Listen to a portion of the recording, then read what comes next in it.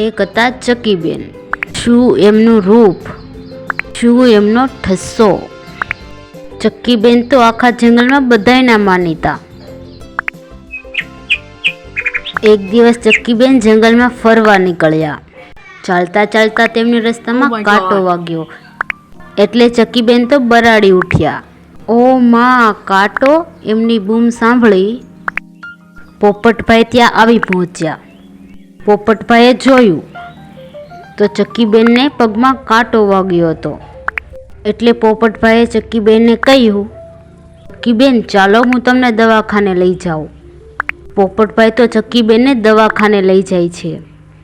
ત્યાં તો દવાખાનામાં ડૉક્ટર ઘોવડભાઈ હતા. ચક્કીબેન તો રડતા હોય છે. પોપટભાઈએ ઘોવડભાઈને કહ્યું, ડૉક્ટર સાહેબ જુઓ ને, ચક્કીબેનને પગમાં કાંટો વાગ્યો છે.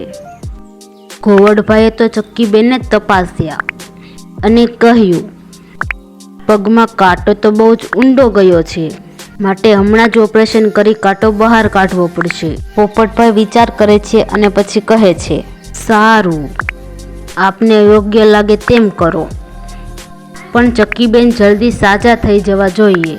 ઘોવડભાઈ તો ચક્કીબેનને ઓપરેશન થિયેટરમાં લઈ ગયા. પોપટભાઈ કહે, હવે તો શું થશે? ઓપરેશનની વાત આખા જંગલમાં ફેલાઈ ગઈ. પોપટભાઈએ મેનાબેનને કહ્યું, મેનાબેને કાગડાભાઈને કહ્યું.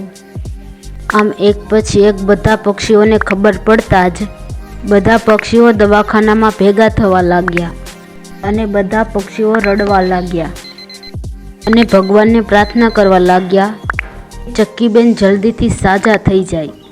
ત્યાં તો ડૉક્ટર ઘોવડભાઈ ઓપરેશન થિયેટરમાંથી બહાર આવ્યા અને કહ્યું, કાંટો પગમાંથી બહાર કાઢી નાખ્યો છે અને ચિંતા કરવાની જરૂર નથી.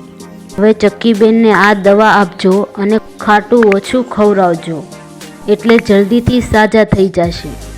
બધાએ તો રાહતનો શ્વાસ લીધો. એટલામાં ત્યાં તો પક્ષીઓના સરદાર આવી પહોંચ્યા.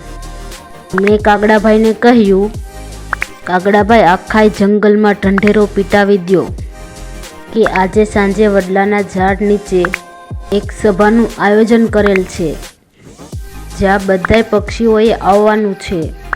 કાગડાભાઈ તો ખંભે ઢોલ લઈને ઢોલ વગાડતા વગાડતા આખા જંગલમાં ફરી વળ્યા. સાંભળો, સાંભળો, સાંભળો, બધાય પક્ષીઓએ આજે સાંજે વડલાના ઝાડ નીચે સભા માટે એકઠા થવાનું છે, સરદારના હુકમથી. સાંજે બધાય પક્ષીઓ વડલાના ઝાડ નીચે એકઠા થયા. બધા પક્ષીઓ શાંતિથી બેઠા હતા. પક્ષીઓના સરદારે જાહેરાત કરી કે આજે ચક્કીબેનને કાંટો વાગ્યો અને તકલીફ થઈ. એનાથી બચવા હવે પછી બધાય પક્ષીઓ ફરવા નીકળો ત્યારે ચપ્પલ પહેરીને જ નીકળવું.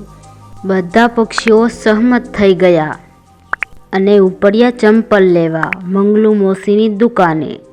અને ત્યાં જઈને કહે છે, અમારે બધાયને ચંપલ લેવાના છે. ત્યાંથી બધા પક્ષીઓએ ચંપલ લીધા અને ચંપલ પહેરીને જંગલમાં ફરવા નીકળતા. બાળકો, તમને મજા આવીને ચક્કીબેનની વાર્તા સાંભળવાની?